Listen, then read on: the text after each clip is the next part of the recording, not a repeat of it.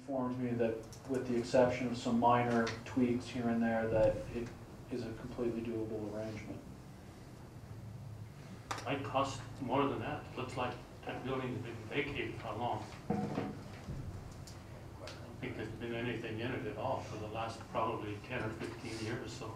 No, the historic structure assessment came back. The major problem is the roof. Of course, once the roof starts to leak, other things start going in the building. It starts to snowball from there. The general assessment is that the building is savable. There's not a cost tag or a price tag figured out for that yet. It would likely be a multi-phase project. After the construction documents were ready, it would probably be 2 to 3 rounds of applying to the State Historic Fund to get enough funding to fully restore the building. Foundation and everything is pretty secure to what they... According to the structure assessment, yes. The major problem is the roof. And the longer that goes, then obviously the more problems will arise. If there is an interest to pursue this project, it would be my recommendation that it happen sooner rather than later, because as we all know, it's only going to get more expensive the longer we wait. Thank you, Louis. Any other questions?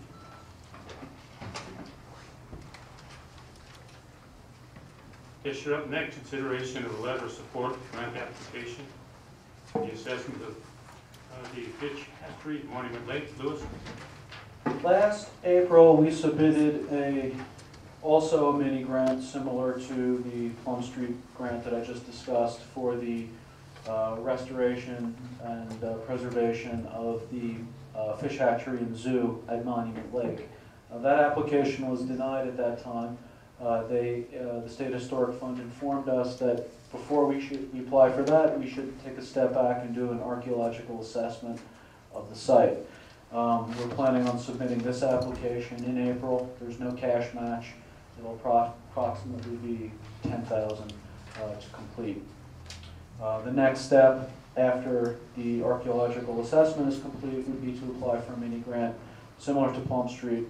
In essence, resubmit the application we submitted last April for the construction documents to be done. The end result, again, would be construction documents that we could take and go for funding to complete the restoration work, with the goal being to restore the fish hatchery into a usable structure. Okay. Any questions? Do you happen to know what is involved with the archaeological assessment? Do you have any idea about that? Yeah, they're basically going to do selective excavation at the site to see if there are any artifacts or anything that's not evident by looking at the structure. It's a precautionary step, so that It's a challenge, isn't it? yes, it's so we don't accidentally destroy something in the restoration process that should be preserved. Thank you. Mr. Donato. That was fine. That was it. And is there any difference other than date and format between 8-3 and 9? I'm sorry, where are you looking? I've got two, in my packet, I've got 2 separate letters regarding the okay. archaeological assessment. There's no distinction, it was just, Okay. Okay. the page got in there, that's all. My attachments aren't numbered, I apologize.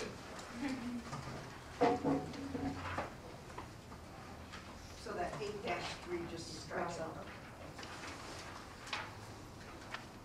Item 10, Planning Department. What do you call work plan? Louis? Yes, I just wanted to let the council know a little bit about what's going on in the planning department now, in case you have any questions of the work we're doing. Just to start with a grant update, you received in your packet a press release from the state that we received emerging creative district status. It was a very successful effort. It was a community effort, and I think everyone in the city should be commended for that. It was a true community effort, and I think we deserve it. We put together a good application, and I learned just how far along our art development has already come. So I think this is only going to be a good thing, and it's going to bode well for the future. In addition to the State Historic Fund grants that we are currently preparing, there are, if you look at the attachment for the grant funding matrix, there are 2 CDOT grants, transportation enhancement grants, that we are considering applying for. We will be coming forward with resolutions of support for you to review. But in a nutshell, one is a regional wayfinding sign plan being prepared by the firm Walden Mills as a result of the study they recently conducted with various state officials coming down and kind of test piloting our wayfinding sign system, and the grant will be based on their recommendations for improving that system. Trinidad is being asked to sponsor the application, and we will be asked for a percentage of the match. I haven't been informed what that percentage is. I put 5% down as a ballpark figure, but that has yet to be determined. The second transportation enhancement grant will be one that the city applies for, and is for funding to fully implement the wayfinding sign plan that was prepared earlier last year. That total amount, total project cost would be $280,000 with an approximate match amount of $70,000. Fiscal year 2013 project. This may be the last year for transportation enhancement grants. Funding may be cut at the federal level. So it may be the last shot at it for a while. Other than that, you have the planning department work plan, and if you have any questions about anything on there, I would be happy to answer. Thanks, Bill. Congratulations and well done, Mr. Feinberg, on the creative district designation there. Item number 11, consideration of second amendment to the agreement to provide untreated water amendment between the City of Trinidad and the Municipal Corporation of the State of Colorado. Chair. Thank you, Mr. Mayor. Good afternoon, members of council. Members of council, the agreement before you pertains to the Cougar Canyon Golf Links. As most or perhaps all of you are aware, the City of Trinidad provides the irrigation water for the Cougar Canyon Golf Links golf course. And we do so pursuant to an agreement to provide untreated water that is in effect an installment purchase contract. We are in year 9 of that agreement. The agreement was assigned to Colorelli International Resorts and Fine Living LLC in 2011 from Trinidad Golf LLC with the approval of the lender, National Servicing and Administration LLC.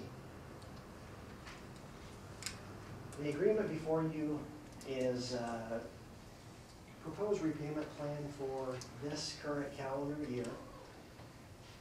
Pursuant to the agreement, Colorelli owes an installment payment of $75,400 due and payable this year.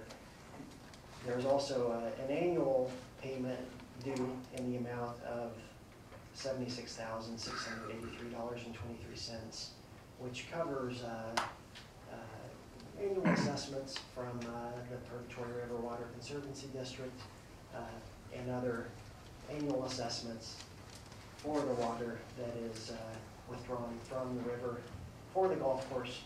It also covers all water withdrawn in excess of 250 acre-feet. The city is only required to provide 250 acre-feet pursuant to our agreement for the golf course.